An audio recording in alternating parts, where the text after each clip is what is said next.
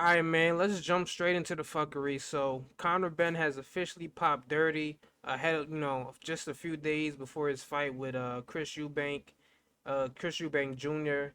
And it's got a lot of people talking right now, and it got a lot of people speculating on how long has Conor Benn been this dirty fighter. Let's jump into it, right? So, of course, we all know he has a catchweight fight versus Chris Eubank Jr. on Saturday. I think it's at 157 if I'm not mistaken, which is a fight nobody asked for. I don't think anybody really asked for this fight. We all know these guys are in two totally different weight classes. Chris Eubank is a guy from 160 to 168. Conor Benn, if I'm not mistaken, he's been at 147 his whole career. But just looking at him, you can tell from his frame that he's really a natural 140 guy, in my opinion. So it was no reason for this fight to take place. Especially there's a lot of welterweights for Conor Benn to fight out there. So for this fight to be happening, this was just this was strictly a money grab from the jump. Both of these guys' dads have fought each other in the past, and those were though that was a pretty big fight in UK boxing. So I guess they kind of like, all right, we're gonna this is how we're gonna sell it. We're gonna have the two sons fight. It's gonna be a big fight. Both dads probably gonna pop out. It's a big fight. For especially for UK boxing, I guess a spectacle more so than anything. I think this fight was supposed to take place in yeah, it is supposed to take place in the O2 Arena in London. So that's a pretty big arena to fill, and I'm pretty sure it's gonna do good numbers, honestly, right? Conor Benn does decent, I think, sales wise over there in London. Chris Eubank does alright too. So you bring these two guys together, it's a pretty big fight for the most part. So I could see why they put this together, even though I thought it was kind of stupid. But if it's money to be made, man, boxing, these promoters are gonna go get it, right? So um it's not too much on that, right? But let's talk about it. So Conor Benn, he has popped dirty. I'm not even sure how to pronounce it. Clomiphene. It's a woman's fertility drug, and supposedly it's supposed to increase production of testosterone if taken on a daily basis, right? So I was watching another YouTube channel, and I think somebody spoke about it. They said this is like something that you take when you're when you're um when you're cycling off your steroids, right? This is something you take to cycle off, because this is like you don't want to leave that in your system. I think it says something like um your breasts will start, like your chest will start growing out, like turn, you just don't want to have too much of whatever it was you were taking, right? So I'm not quite sure on that. I didn't do my Googles on it. I really could care less. All I know, this is a banned substance, and I want to see. I didn't look to see who actually caught Conor Benn for this violation. I don't think this was VADA, right? So uh, oh, it was actually Vada, right? So we got something from Eddie Hearn. He tweeted out a press release, and he says, "We have been made aware that a random anti-doping test for Conor Ben conducted by the Voluntary Anti-Doping Association returned an adverse analytical finding for trace amounts of a fertility drug. The B sample has yet to be tested, which well, if the B test hasn't been tested, that's pretty much to ensure that alright, this wasn't fluky. This is something that's actually in this person's system. So said the B sample has yet to be tested, meaning that no rule violation has been confirmed. Indeed, Mr. Ben has not been charged with any rule violation. He is not suspended. He remains free to fight.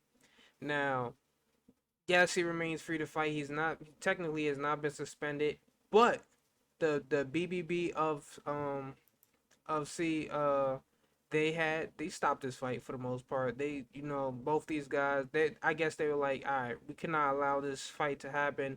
It's gonna look pretty bad on us. And I actually got the statement right here. So Mike Commodore tweeted, it says, on the evening of, I don't know why they speak like this over there, bro. On the let's just say October 4th, 2022, the Board of British Boxing Board of Control Limited resolved that the contest between Chris Eubank Jr. and Conor Benn, scheduled to take place on October 8th, 2022, is prohibited as it is not in the interest of boxing. That was communicated to the boxers and promoters involved in the morning of October 5th. Oh my gosh, goddamn fucking that. On the morning of October 5th, 2022, right? So this fight, it will officially not be sanctioned by the British Boxing Board, right? But come to find out, there is a loophole around this. This fight can still happen, right? And Mike Coppinger had tweeted this as well. He said one avenue explored to allow Conor Benn, Chris Eubank Jr. to proceed, sources tell ESPN, is the Luxembourg Boxing Federation. It sanctioned the 2012 Hay and Chisora.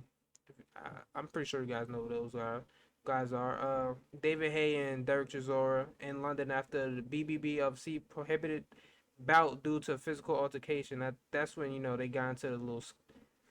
It's more than a scuffle, I guess. So BBB prohibited after positive Ben test.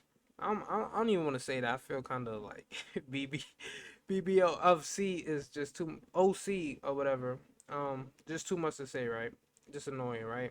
Now I do want to show you guys something too. We got the fouls, right? So we all know this is what I want to say, right? Eddie Hearn, these other promoters, Top Rank, you see what happened with Top Rank, man. They don't really care about these drug testing if it's gonna mess up the money.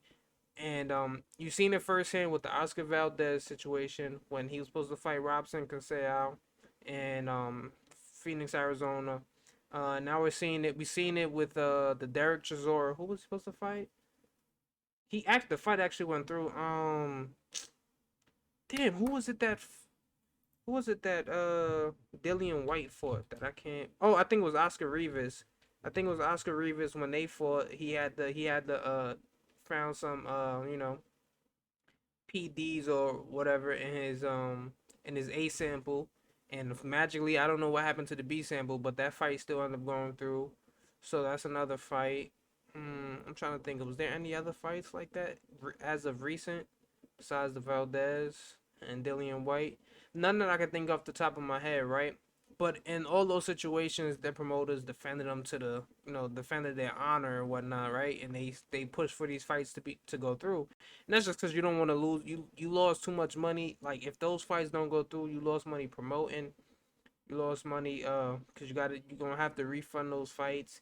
I'm pretty sure there was a bunch of people who brought like tickets or whatnot to come support, fly out and everything like that, and you don't want to leave the customers with a salty, leave them salty and whatnot. So I understand that reasoning, but like I said, these promoters, they're really hypocrites, right? And we seen Eddie Hearn. I want to, before I even show you guys this video, we seen Eddie Hearn talk about Canelo being a drug cheat and all that before, right? But as soon as he has the chance to promote a Canelo fight, he's on board. He's eating them up. So, um, let's just. I just want to play this clip for you guys. Let me set this up. Got this right, so you should be able to hear it. And this is something Dan Raphael retweeted, and I think this is give some validity to what I'm saying. Like, just take a listen to what this is. Old, by the way. I don't need to save money. I want to put on good fights. So that was a good fight for the zone. So I'm disappointed. But what is the point in signing up for drug testing if when you fail, everyone just goes, "Oh, don't worry about it. Just let him fight." You know? Yeah. So the argument of, well, it's all right with UCAD is totally irrelevant. You've signed drug testing with VADA, the best testing agency, in my opinion, in the. So there you have it, right? Eddie Hearn says, "What's the point of letting a fight grow, for when you test positive for these drugs, these performance enhancing drugs or whatnot, right? Or these masking agents or whatever you want to call it. If you're just gonna let the fight go through." And now he's the guy that's pushing for all these fights to go through. Like he's pushing for this fight to go through as well. Like he doesn't want to lose money. He's talking out his ass. So I understand, right? Now I'm gonna show you this thing real quick on Conor Benn's Instagram.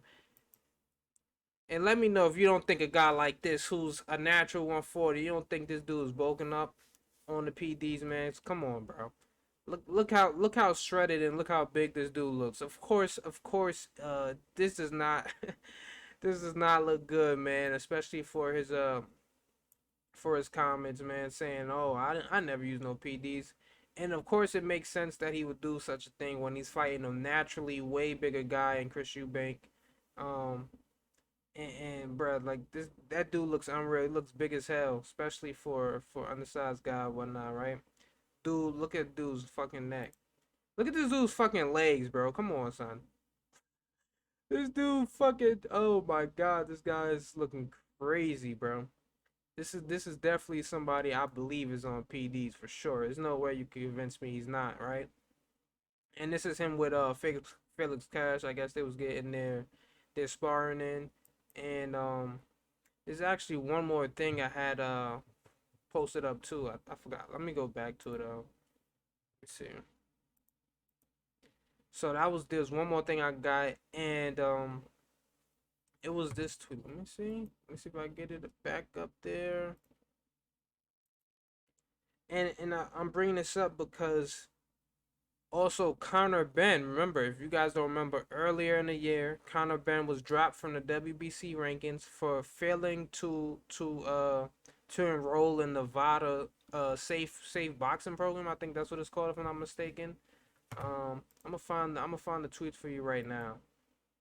I'm gonna find the tweet for you right now, and then we're gonna end it like that, right? So now it's like, damn, all these you start piecing all the things together, and you're like, man, was he on that shit when he fought Chris Algieri? When he fought um what's this guy name? Because remember, he's showing devastating power, bro. I'm not even gonna lie to you. Kind of he been slumping shit. Let's be real. He's showing that power at 147, and this is a guy, like I said, he's a natural. He appears to be a natural 140 guy. So look at it. In his last two fights, Chris Algieri, he knocked him out in the fourth round, and then Chris Van Heerden in 2 rounds, he stopped him in 2 rounds. So it kind of makes you look at side eye, like, damn, he might have been on this for a little while, and then he actually just slipped up and fucking around and got caught. So like I said, man, it's not looking too good for your boy. I got it up right here. It says, so the WBC has announced that Conor Benn, Mario Barrios, Lara, we don't really care about these guys, have been removed from their rankings this month as they have not registered for the VADA Clean Boxing Program. They still have an opportunity to enroll and be reinstated. So maybe around this time he was cycling off again, using that shit. So let's see what happens. I kind of feel like this fight is gonna happen. It's a lot of money on the line. Whatever Eddie Hearn, and Matchroom the zone got to do to make this fight go through and happen, they're gonna do, bro. It's too much money on the line. I think this was like a 4 million purse. Of course, it's gonna be a big sellout. So, like I said, man, let's see what happens. But I would love to hear you guys' thoughts on this. Leave it in the comment section below. I'm out. Peace.